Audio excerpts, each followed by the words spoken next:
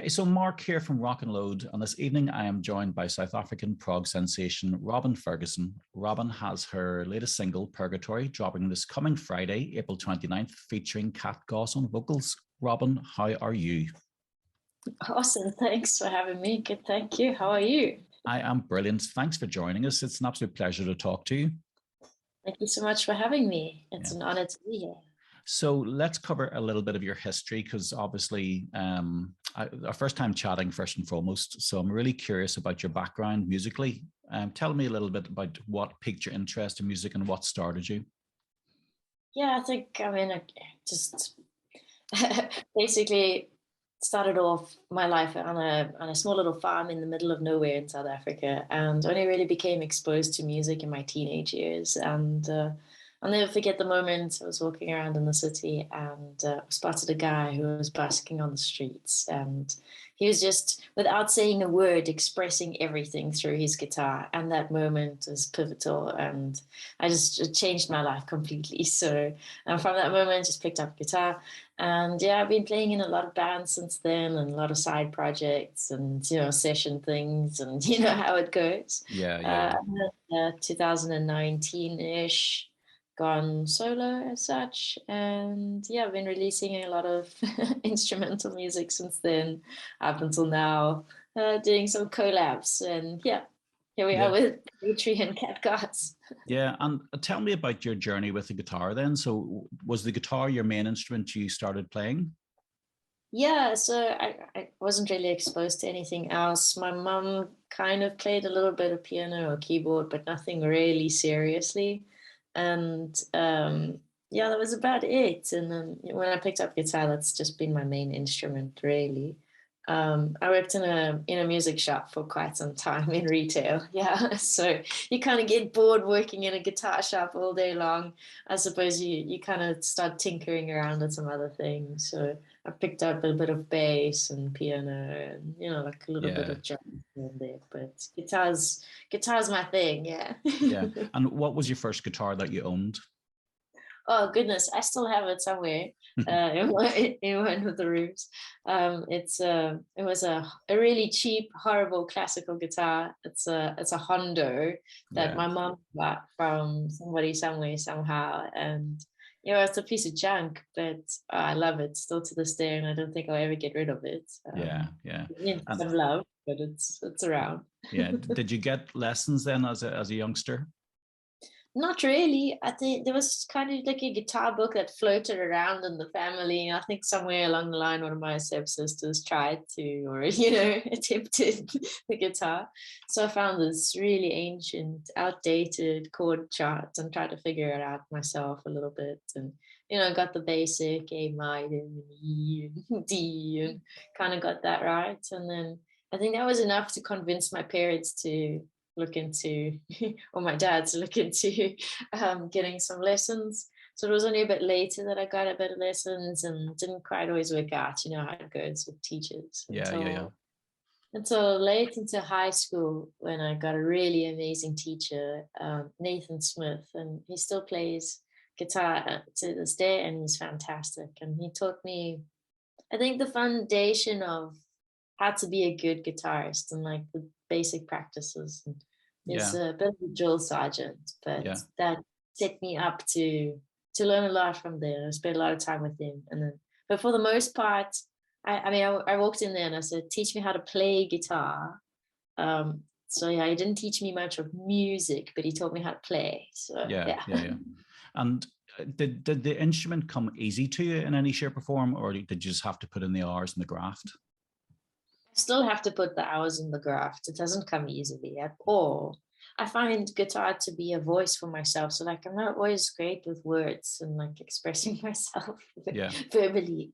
So guitar to me, other than saxophone, and I find, no offense to any saxophonist anywhere in the whole wide world, but I find the saxophone a bit of a gross instrument for myself to play. It's a bit gobby, and I'm not too into that. So saxophone and guitar to me are the two instruments in my opinion, that come closest to the human voice. Yeah, like you can do things on guitar and saxophone that you can do with your vocals. And because I'm a terrible vocalist other than scream vocals, and too like not too interested on the gobby side of saxophone, guitar is kind of like where I've always gravitated towards, you know. A safer place. Yeah. And what sort of stuff then were you listening to? So when you were trying to learn guitar and learn music, what was piquing your interest out there? Yeah, so at the time I was sort of just getting into it. You know, all the books that you find are very classical. And my parents were very classical, so they're always listening to classical music, and kind of like, it's awesome, don't get me wrong, but at the time when you're a teenager and you're trying to learn guitar, you're trying to be a rebel. You want to revolt. You want to revolt. That's not really cool. Yeah. I suppose at the time you're also like, it is simultaneous being a bit of a teenager and finding oneself being exposed to some music. You know, my guitar kind of was helping along those lines. Got exposed to, you know, like the Blink-182s and all of that kind of vibe. And then I'll never forget the day when my best friend, to this day still, I'll never forget the day he came running to me and he's like, Robs, you have to hear this. And it was System of a Down, and like, so it changed everything. Yeah. And from that moment I was like, what? This is cool. And that just led to one thing after the other. Yeah. And then we started finding a bunch of friends that were trying to like just be angry teenagers, I suppose, and play like some punk music. You know, I hate my homework. I hate my teacher. This is boring. you know, I want to be outside rather.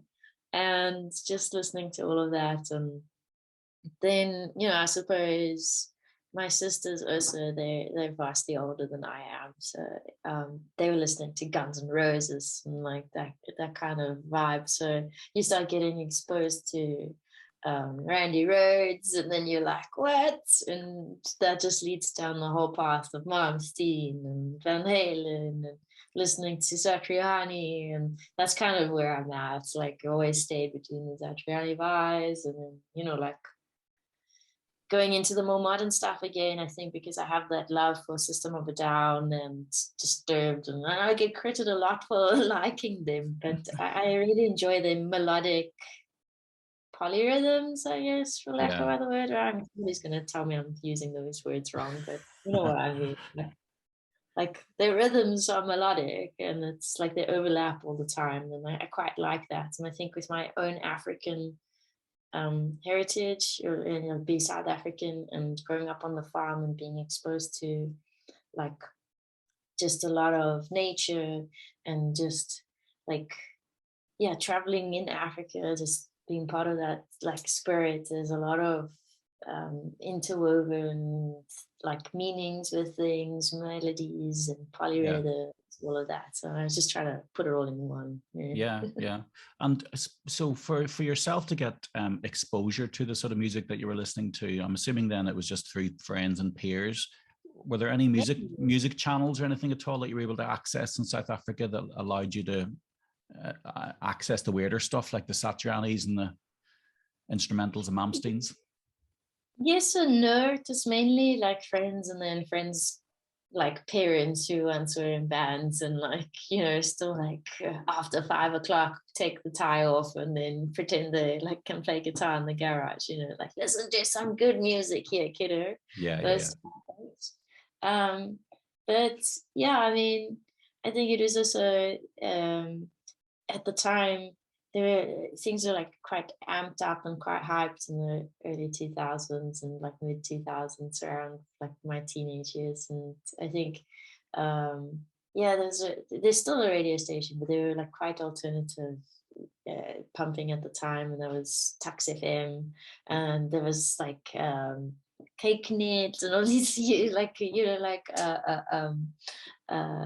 there were a few channels that were pretty cool, and like newspapers that had like the Yip, in which like it's a modern section of the general newspaper.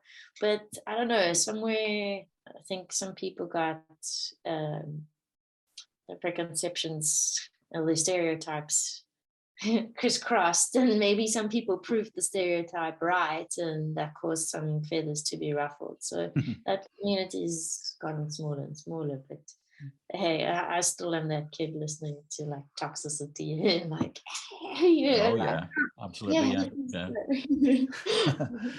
And tell me about your guitar journey then while you were growing up. Sort of who was your sort of hero, and like what sort of gear did you gravitate towards then? What sort of guitars were you playing? I was playing a lot of like the 80s shader, like the Chavels and the Jacksons and the Yeah. Ebenezers of the time that I could find. Um, at the time, I started getting into a band that gravitated from being like a punk band to a symphonic metal band. So, like that also led to a lot of like the heavier journey. Let's put it that way. But I don't know. I started off being quite a purist, and I think also working in the music shop, I was exposed to a lot of gear. Yeah, Snobbery, so guitar snobbery.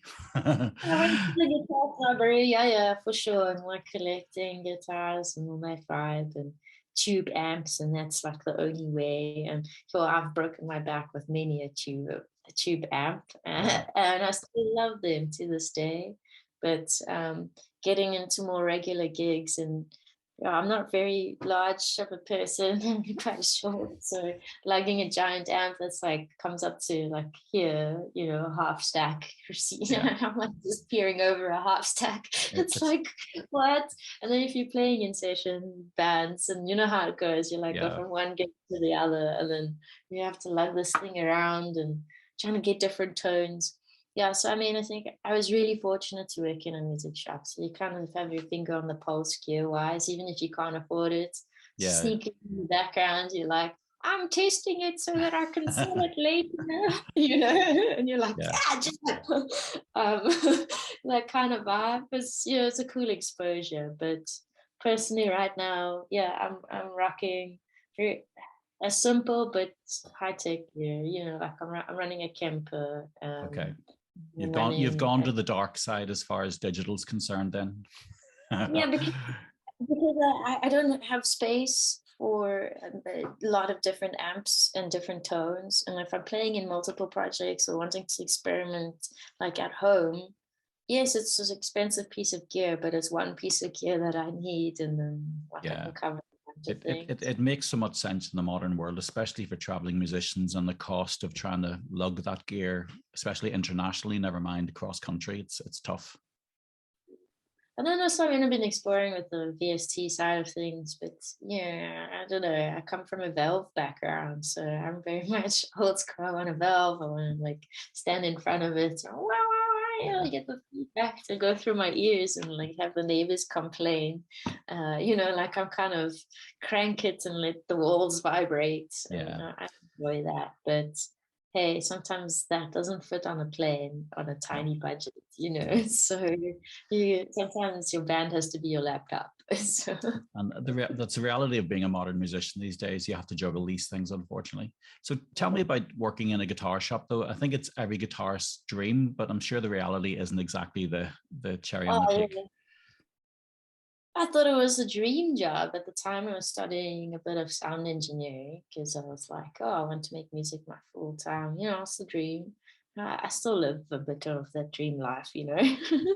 But to pay some college bills and to like actually have a bit of a finger on the pulse, I thought, yeah, let's work at a guitar shop. This is the best place. You're going to meet musicians and you're going to be exposed to the people.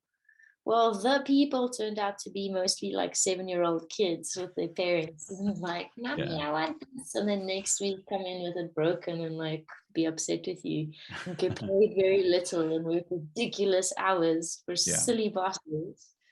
That's the more reality side of it. But look, there's always pros and cons to everything. I think if you have an opportunity to work in a cool guitar shop and you're there for the purpose of learning the gear and the tech and the industry a bit, it's amazing and it's very beneficial. But the downside is that it's retail and you get trapped.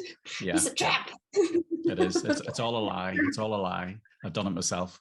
Yeah, you And think you can work with guitars and like be able to, play guitar all day. You work in a guitar shop, you're going to be like next level skilled. No, you're running around polishing things, tuning things, yeah. stress, trying to find stock. Oh no. And did the shop carry a wide range of stock? Were you able to see quite a variety of, say, brands, or were you limited? Yeah, South Africa is an interesting place. Yeah, so like we're kind of in the middle, but also in the middle of nowhere.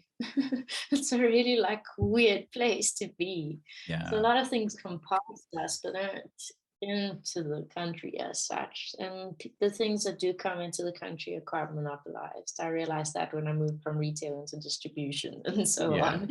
That's when I got out of it. That's a bit much for my small brain to comprehend. I was like, I just want to play music, man. I just want to play music. To corporate, yeah.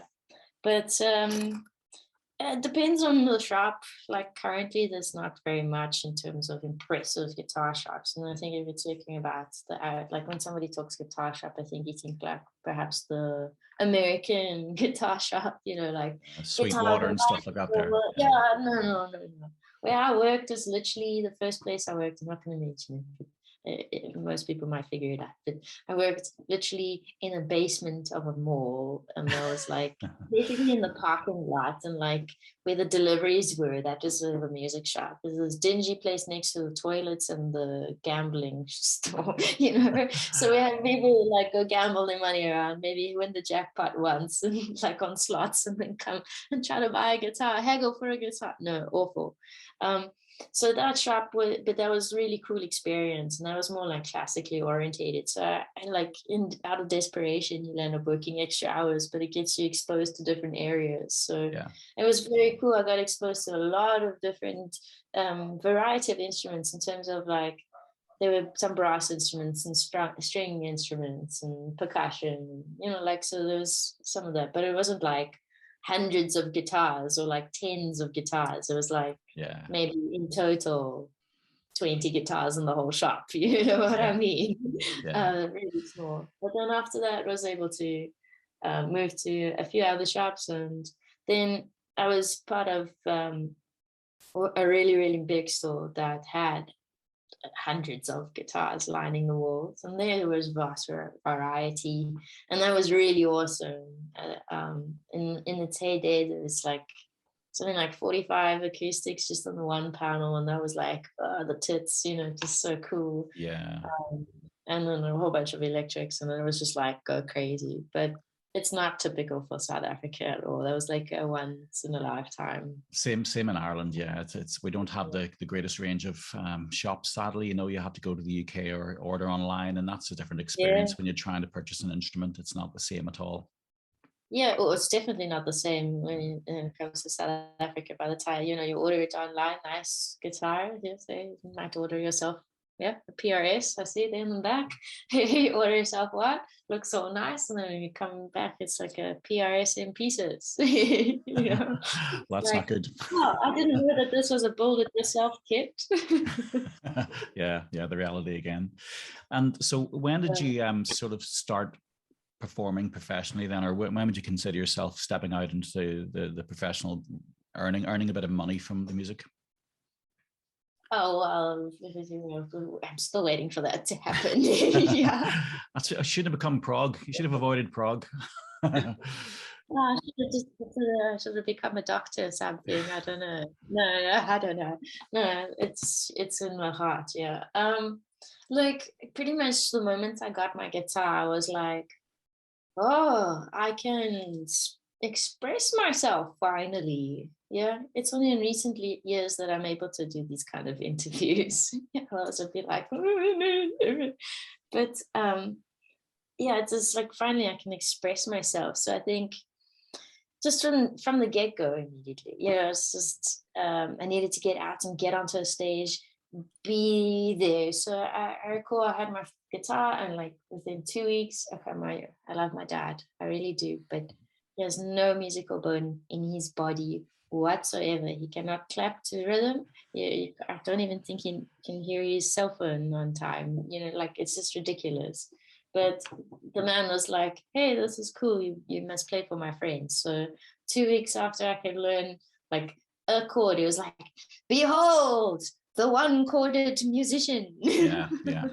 But in terms of actually like stepping out and being professional, yeah, I was about the age of like 13 when I got on a stage, and it was an actual gig, and Oh, really? I was shitting myself. The oldest member of the band at the time was our bassist, and he was 18, yeah, and the youngest was 11.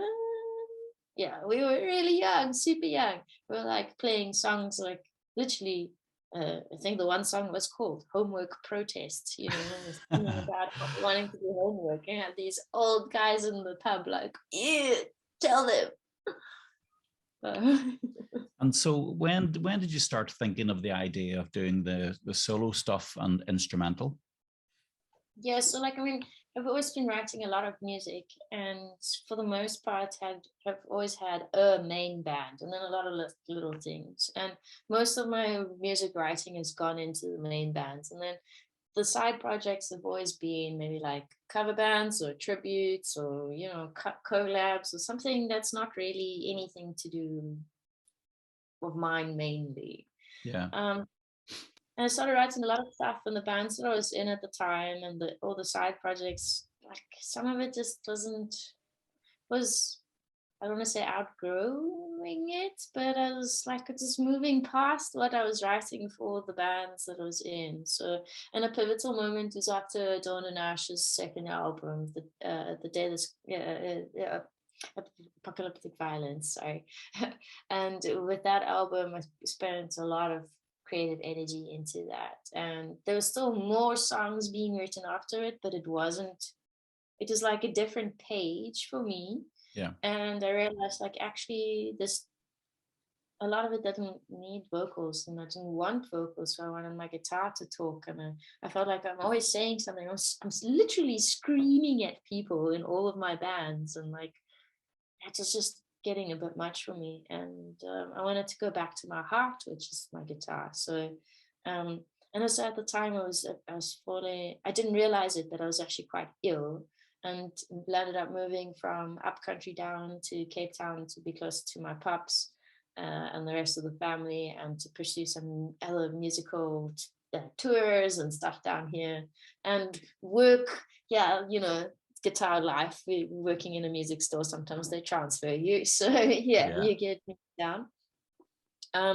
And during all of that high stress moment, yeah, I collapsed and was really, really ill for quite some time. And that really made me think about my life and what I wanted to do with things, and realized that the music that I'm writing, I keep trying to push into a pigeonhole of a band because I'm like scared to just release it, because what will people think? Because you're not a drummer, or you're like you're not this, or you're not that, or this isn't the genre that you're in. And I think, yeah, around about, it started coming up to me in like 2017, 18. And but in 2019, that's like really when I was like, okay, cool. First album, first EP, let's do this. And that's really from the moment there. Yeah. But I'm still keen on that, it's just. Yeah. Doesn't really plug into anything. Yeah, and it must have been quite a cathartic process for you then, whenever you released that first EP. To, as you say, you found your voice and you were able to express yourself the way you wanted to. Yeah, it was quite awesome. It was really scary at the same time. For me, really, it was only from the second EP, Falling Forward, that like things really like happened for me, because that's after I collapsed, and I was just like, okay, cool, I've done something, but that was just sort of like, I don't say half-assed, but like it was a great effort, but there was still some fear behind it. Yeah. Behind the release, you're still scared. Like, what are people going to think? It's your first solo thing, eek, and you still try to tweak it, almost polish it too much, and then destroy. Like in polishing a painting, sometimes you smudge it. know, it's almost what I was fearing. Luckily, it didn't quite, but Falling Forward was also like a real pivotal to just like break out. And then all the other releases since then, including this now, Purgatory, has just been to be a true expression of art and freedom, and just go back to like, hey, like you think I'm a death metal vocalist. Hey, I'm going to release a piano album just because I can, because Yeah. I'm actually just an artist. Don't put Yeah. me in the pigeonhole. You know, who knows? Maybe I'll do a Kwaito album. Yeah. Why It's not? I think sometimes as an artist, as you say yourself, you just have to be honest with yourself, don't you? And just almost let the art talk and give into it rather than trying to, as you say, put it in a pigeonhole, please other people. It's really about expression. And when you're honest with yourself, then probably your best work will come out.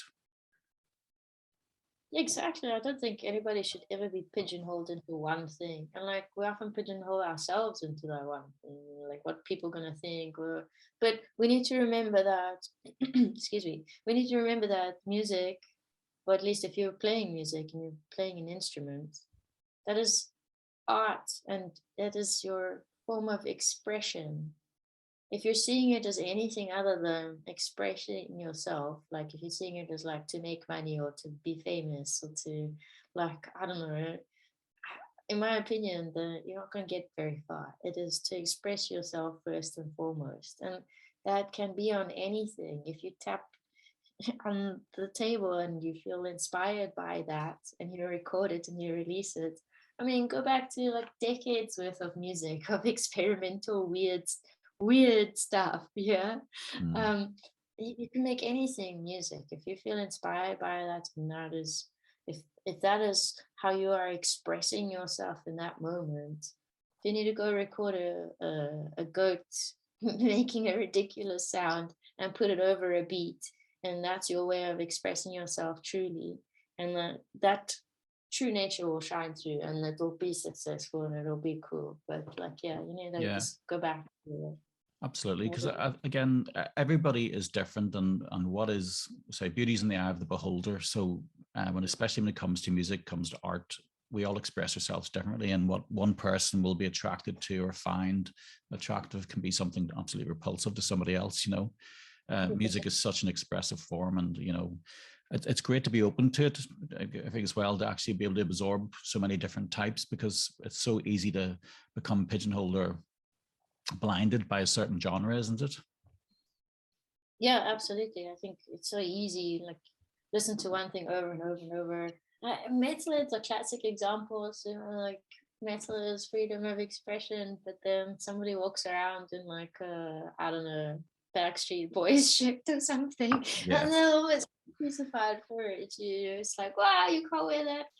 But at the end of the day, music is an expression, and I think the true artists, the ones that like go down in the history books for real, are not the ones necessarily really expecting it, but the ones who just create and like look at look at some of the great guitarists out there who like create some of the most strange things, perhaps, or Mm. like let's call it unpredictable things. Yeah, not Yeah. strange. Yeah. Strange Yeah. is an insult, but unpredictable thing.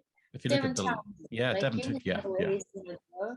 crazy. Satriani also, you don't know where he's gonna go. His Mm. visuals, all that kind of stuff, and you can take it back to like art, even Picasso. You go back. It just keeps going, Yeah. and at the end of the day, it's expression. So yeah, I don't know. I'm just trying to express myself, and if anybody likes it, then wow, that's super cool. Yeah. Yeah. And you're with yourself then. So were you signed to record labels for your EPs, or were they all sort of self-funded and self-released? All of the EPs are self-funded and self-released. I record everything myself. I compose everything myself. Um, do basic mixing myself, and then I sent it off to who's been my engineer for all of them, is Clinton Watts from Watts Audio Production. He's done a lot of work on my previous band stuff and a lot of bands in the country, and I think he's really awesome. And he kind of does the final touches in terms of mixing, mastering, and then like the end production. So he helps me out, get like, and I'm like, I'm trying to get it to punch more. Look, I need it to bring out the kick. Yeah. Like how do you get it? Like that kind of stuff. He helps me with that, putting my crazy words into actual sound. But yeah, for the most part, everything is self-funded. from my day job and many other hustles. Yeah. Many hustles. Many hustles to make it work. And tell me, so when you do record, are you recording using the likes of the Kemper, or do you use real amps like tube amps, etc.? I'd love to use tube amps and such, but in my move down to Cape Town and like having to resize and scale down, I unfortunately had to part with with all of my tube amps. So I have, well, if I had better lighting in here, but currently I run everything out of one rack rig, and it's both my live and recording rig. So if I eyeball it from here, I've got a power conditioner because South Africa is lovely with power outages and terrible electricity. It is partially why I'm in the dark ages. Partially why I'm in the dark here. I've got a USB light going, but anyway. Yeah, so power conditioner. In this case, I've still partially got it set up for live, so it's got my in-ears and my wireless, and then the Kemper, and I've got a Focusrite 8920, which I connect up to my laptop and this my band. Yeah. meet the band. That's Mackie and Kempy. And Toast, my guitar. Mac, Kempy, and Toast. Those are the three band members. But essentially, yeah. So like when it comes to recording, obviously I just changed some settings digitally, and then I have the Kemper for all of my different tones. But despite having the Kemper for all of those things, I actually stick to a very simple 3 profiles, really. Yeah, as we all do. This is the thing, isn't it? Realistically, you have things with thousands of profiles, and we find 3 or 4, and that's all we ever use. Yeah, I've got a bass profile. Which I use for basically everything. Excuse the pun. And then I've got a lead and a rhythm and a clean tone as such, and that's kind of what I do. But what I do when I record it, somebody's going to make a gif out of that. When I am recording, I pretty much try to take everything that's an output possible from the Kemper and record it in my DAW, so that when Clint comes to mix it, he has absolutely everything to play with: the DI, the wet and the dry signal, the stack, the everything. So so that I have huge variety, and should for one or other reason we come to the mix, like final mixing, and it sounds terrible, and I'm like, I had it on a 6505 rig and I wanted to rather be something else. You obviously have the opportunity to do that with reamping, because you have all of that. So it opens a cool world. And then also, because this is the live rig, if I'm out and I decide, hey, this is feeling like a really sick gig, let's record it, we can. Or if I suddenly get inspired before or after the show, I can quickly lay down something with the band. yeah, Campy and Toasty. It's crazy though, isn't it? The digital world really has opened up these opportunities now. Like you would have think about the guys in the past and years gone by, you would have been tied to a half stack and lugging that around, and it would have limited the options. But now literally you can record literally anywhere. Yeah, and I think that's really awesome, but at the same time, I think it's really dangerous and also kind of terrible, because the purist in me still, there's some part of me that feels like the guys who had to lug around the tube amps, and when you have the one shot at recording something, and like you can't do it over and over and over and just delete and like just loop it, or I think those guys spent a lot more time on their instruments and perfecting their skills, and there's something to admire to that. And I think perhaps we're starting to cultivate some musicians that aren't as focused on the instrument as they should be. Yeah. So that being said, I always remember that when I'm recording, and so like all my solos, I try to like make sure that whatever, with the forethought, like going into it, like whatever you're going to put down there, you must be able to perform that, and like or something close to that, or like even better than that. you must think that. At least that's the heart I still go into it, and that pushes me to be a better musician every time. But I suppose in another way it's limiting because you have so many options when it comes to digital production of like play this and then flip it around and stream it backwards and you get some crazy other effect, and that like just adds something extra, you know. I think there's two worlds of pros and cons. Anyway, I'm rambling. and for like so soloing, for example, would you plan out a guitar solo, or would you like to improvise and lay it down like in one or two takes? Oh, okay. So that's it depends on the track itself. Yeah. For songs like, for example, The Ocean Born, which is quite a popular track, that song I wanted to name the 300 because I recorded the solo over 300 times before I the way I wanted it. I was like on take 300 and I was like, after that I was just like, I don't even know, I'm just in this endless void. It's never gonna be, it's just never. Yeah, and it's not like that's a very intricate solo or that it's like anything fancy per se. It's just like my heart just couldn't get it out. Yeah. So in solos like that was quite a structured solo and like, you know, piece for piece planned out because I wanted it to have a very specific feeling at a very specific part of the song, because for the most part the other instruments are quite repetitive. Yeah. And so to build the feeling, I wanted to have very specific notes leading up to that. That being said, live, there's some parts that I've always, even in all my bands, you'll see this, some parts of my solos that are structured and then parts that I leave for improv, because I want to, the reason I pick up a guitar is to express myself. So if it's so rehearsed all the time and it's this specific solo, then it doesn't leave moment for me to express myself when I'm on that stage and there's some person standing there going, you know, like I want to be in that moment with you. I want to be able to scream that note if I want to with you, you know, like that's just super cool. So I leave some parts for that. And then there's other songs, like a lot of the things on, there's only a few songs on Harbinger, but the solo for Premonitions, that was, and that entire album was sort of like a one take production. You know, like that was like, I was in a very specific mindset for that album. It was just as lockdown was hitting and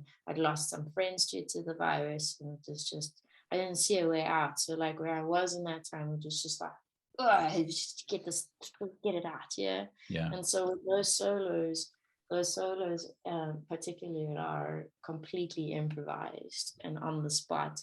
And every time I play that song and come to the solo part, it's improvised because I put myself back into that headspace and like into those emotions and into that feeling. I relive the moment I was reliving when I was writing it or feeling it, because it's a continual expression. It's not just one expression on a song and then that's it, and like now it's over. When I play my songs, even in the bands that I've been in, whatever, I just try to relive the whole experience of that moment through that song so that it is in its truest form. So yeah, it's very intense. So yeah, I mean, some parts and like for example, right now I'm busy writing a couple songs. There's one in particular that I should name the three. I probably almost named the 300. I swear, because there's parts of that which I've sort of structured out, and then there's other parts that are left open for improv, and it's just I'm just waiting for that inspiration to come. And the only way you wait for it to come is by being in the forest. Is the only way you see the mushrooms forming and the deer walk past. You know, you're never going to see that moment if you just. So I'm trying to get myself to be quiet enough and be close enough to my guitar and to listen to what my own heart and composition is saying, to get that out there. Oh, but it's bloody hell, it's that's my war right now. So, Yeah, but yeah. I think we all go through that. Yeah. Everybody has a process, I suppose, and like yourself, you obviously have your own process that you like to use to again let that expression flow out of you. So I suppose you just have to, I don't know, is it Just like, keep slugging. yes, yeah. Sometimes I suppose it's like it's knowing when to walk away as well, isn't it? So you set the guitar down and either go back to it the next day or go back to it a couple of hours later, and then it'll come to you again. But if you keep on chopping away, sometimes you have to admit defeat and say, okay, it's just not happening right now. Yeah, some songs are just like hydras, they're like a multi-headed things and just come at you and you're like, ah. But I think that in its own way is actually just you fighting a battle, like, within in your mind or within your heart, within your spirit. I think it's just like you need overcoming something because it's an expression. Like, I know the reason why I'm struggling with this song is because I'm struggling with things in my life, and like the song is part of me getting things out and processing things. And sometimes it can be something as simple as trying to figure out like how your email works, and that's irritating you. And then it causes you to like, where's the volume control in this thing? This isn't a guitar. How does this work? Or something more serious like your job is coming to an end, or I think there's always reason for it, or you still have to learn something in life, like universe is trying to teach you something still and you haven't learned it yet, that's why you blocked. So yeah, but the trick is to not really give up. I struggle with that sometimes. I want to throw my guitar off the balcony. Fortunately never have, but want to come close. Oh, why do you betray me?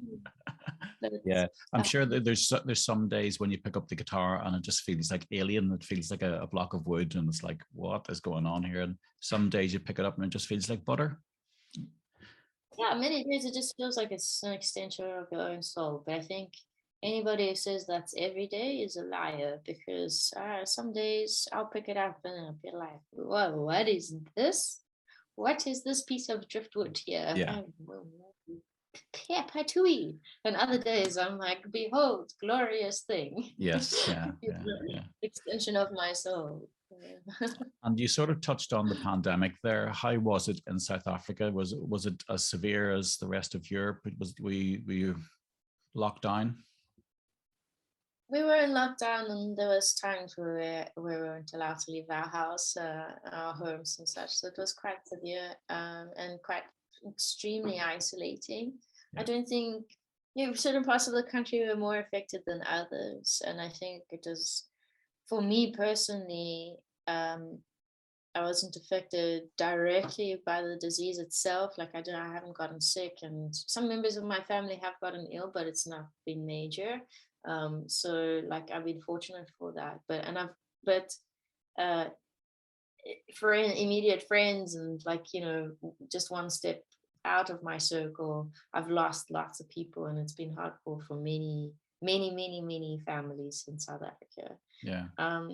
But for the most part, I think it's not necessarily been as bad as the rest of the world has been, but what has been hard for everybody, that I'm at least aware of, is the mental challenge of facing one's own demons. And like quiet time creates shadow work time, and for many friends and musicians and artists, you deal with your shadows by making music to thousands of people, and you're not able to express yourself that way.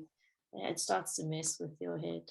But I found it to be a really awesome time of growth. It's not necessarily been easy. It's been incredibly painful and trivial and confusing, but I feel that long term this was actually probably the best thing that could happen to me, because it's pushed me towards my goals and my future. Yeah. And you sort of got your head down and were quite busy during that time, like making music. It was the only way I could survive. And the only way I could do anything was to just continue with releases, feels a bit strange now because there's been a little bit of time between, slight like a month or two longer between releases than what I'm used to. I mean, like 5 releases in just like art.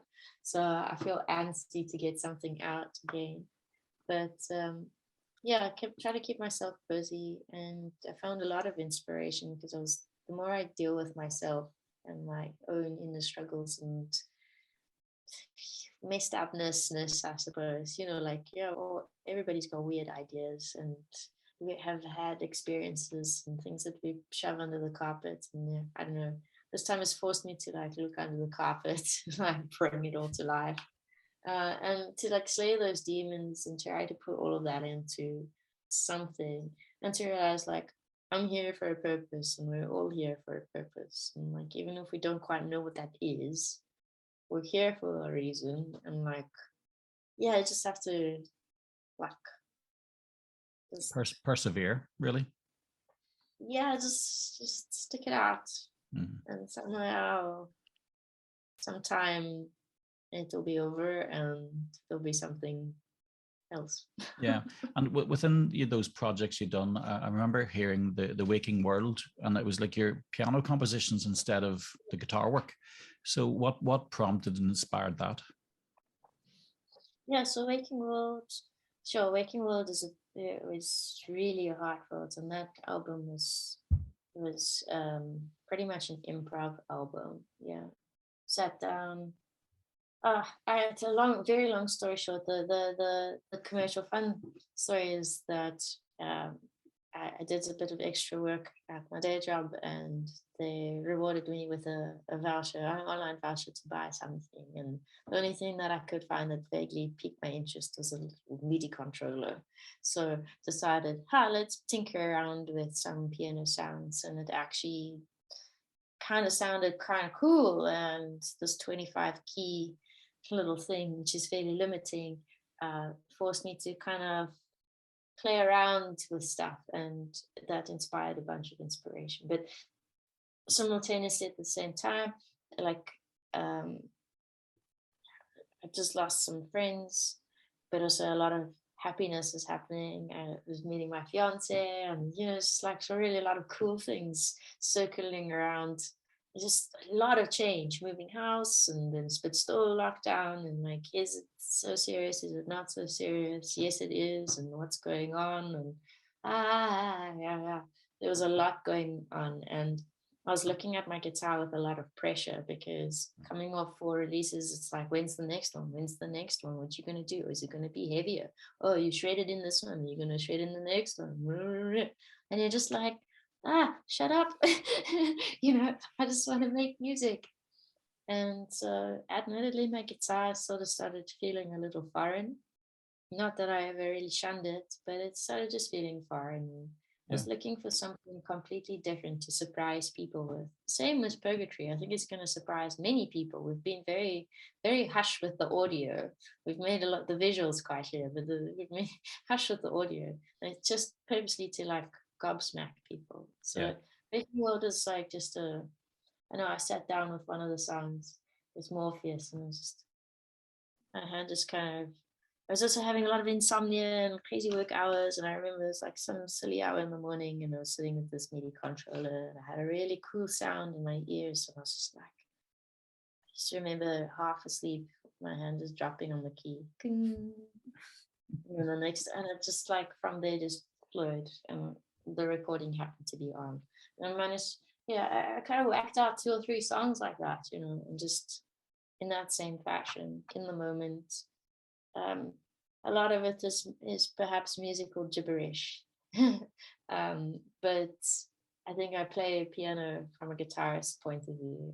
I'm not a pianist. I'm not a pianist at all. I don't think I play piano. I think I just make some art on a piano or on a keyboard or on a VST. Well, it's a lovely piece of work, and it's just, as you say there, your approach. Being a guitarist, obviously, you were probably thinking about it differently than a pianist would approach it. So it just came naturally, and just as you say before, an expression from yourself. It's like happiness and sadness all in one. It's like with things dying, there's also new life. Like with being so stuck. I mean, my dream is to play on the stages of the world, and then suddenly you have this doomsday thing. You have no idea if you're ever going to leave your house again. And then realizing that performing on the stages of the world doesn't necessarily always mean physically. It means being connected in weird and wonderful ways, speaking to yourself across the globe. Like that to me is like playing on the stage of the world. It's actually, it means more than that.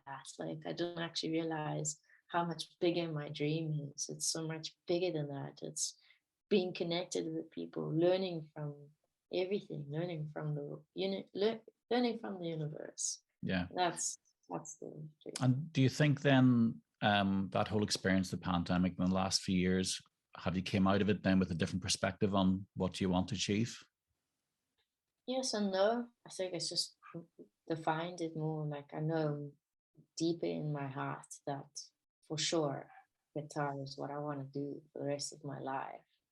I think as a teenager coming into the music industry, you know, like young teen, 12 or whatever, like you're quite you can be swayed or influenced quite a lot. And like I think there's always like an image that gets carved or put into your head. And I'm coming to learn that that is like a lot of hogwash. And I think, you know, I'm still very young. I'm like 31 or so, and like 31, somewhere around there. And um, I'm starting only now to really like discover myself, and that's leading to a lot of different ventures and a lot of things that are opening to me. But I know for a fact that guitar is always going to be part of it, and performing is always going to be part of it. Writing music is always going to be part of it.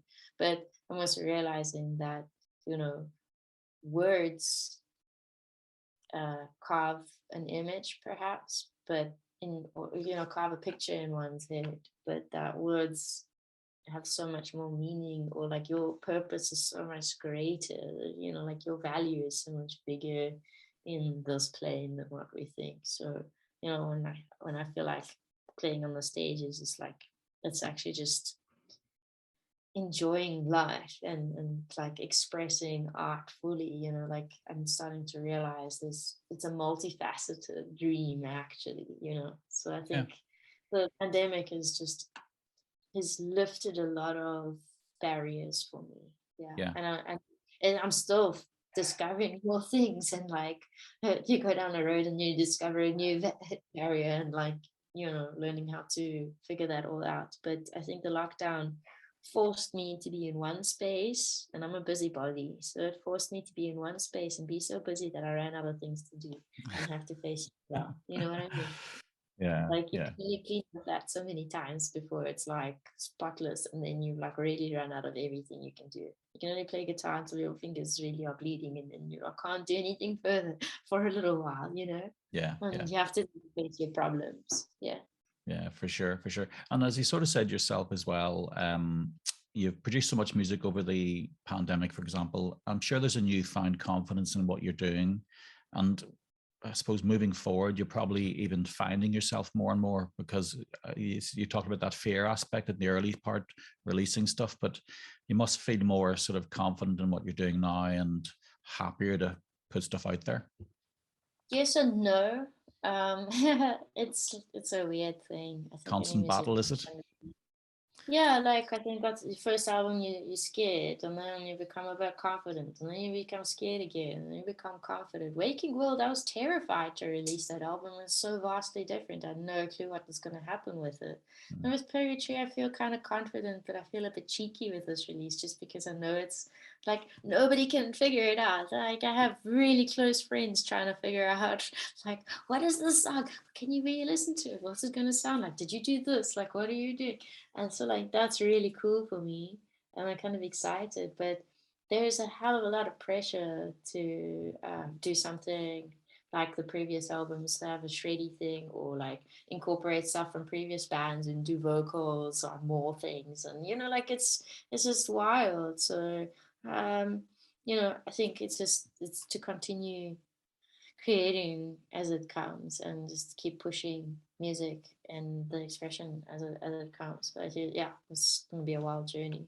Yeah, absolutely, absolutely. And as you touched on earlier on, I think the biggest thing really is to do it for the right reason, do it for art in its purest expression of form, because it should always then provide good work. Whereas if you're trying to think of it as a financial proposition, you're compromising yourself and you're thinking of becoming more sort of mainstream. It's not the right channel to go if that's not who you are. Yeah, I think it's different and it's unique for everybody, and I don't judge anybody's journey. It's their journey. Yeah. And I think mine is sort of like up and down. Like, yeah, I've lost confidence and gained confidence throughout it. Like, I'm quite scared for my next release, to be honest. And perhaps that's maybe why it's taking a little longer. It's because, yeah, like there's always fear that it's going to fail.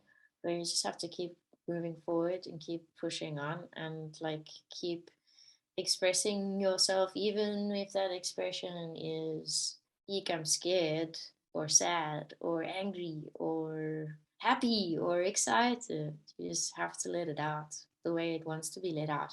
Be it bashing some spoons together or playing guitar. Like, yeah, it's an expression.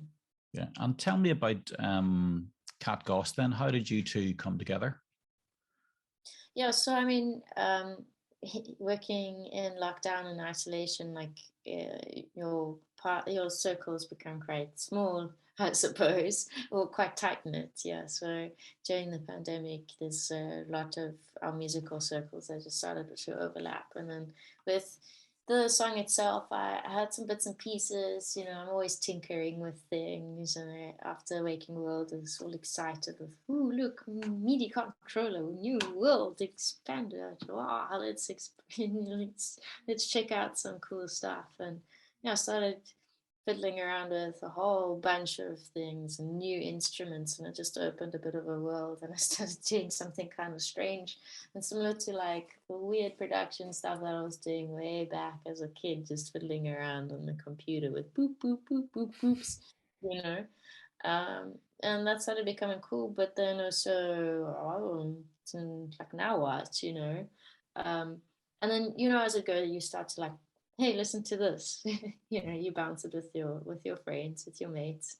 And yeah, Kat, she's got such an incredible musical background, and like she's really musically rich, with all of her knowledge and just experience of vocals and like choral background and such. And so she produces pop, like ghost pop if you wish. And it's like um, quite out there, and to come to a song that was already going in quite an out there direction was pretty cool. And being a fantastic musician that she is and a vocalist, she kind of just was like, oh, what about this? And like, just carry, like, while the song's playing, how you just kind of start jamming out and push the record button, man.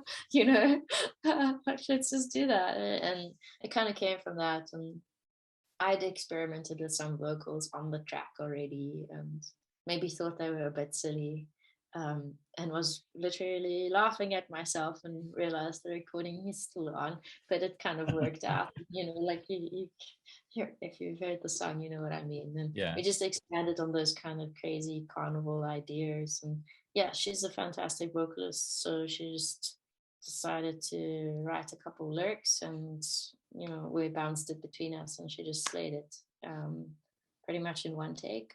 And yeah, put it down. And I think it's an expression of something different for both of us, because our circles are intertwined. There's a lot of expectation, and being two solo musicians and being two solo female musicians in South Africa, there's like a incredible amount of expectation to work together and to do a collab, and like an expectation of what it will sound like or should sound like, or what the image must be. And like, to be honest, there's part of us that just, we've been like, so much pressure for us to do a collab together with like Robyn and Kat, do something together, to the point where we were like, we're probably never going to work on anything together, just despite the world, like, yeah. But at the same time, it just naturally happened. And that doesn't happen often. And it's so unique. And, we were kind of like, how are we going to release this thing? Like, what are we going to do? Like, where does this fit? And we're like, yeah, it just fits. It fits with everything. It's art. It's everything. Like, it doesn't matter what label or what you want to categorize at. It's an expression. So let's put it out there, because in this world of everybody going round and round and round and round and round, the crazy carnival of life, like, we just want to have some freedom of expression. So we're going to do something, but it's definitely not what you like. We're going to do what you tell us. Yeah, absolutely.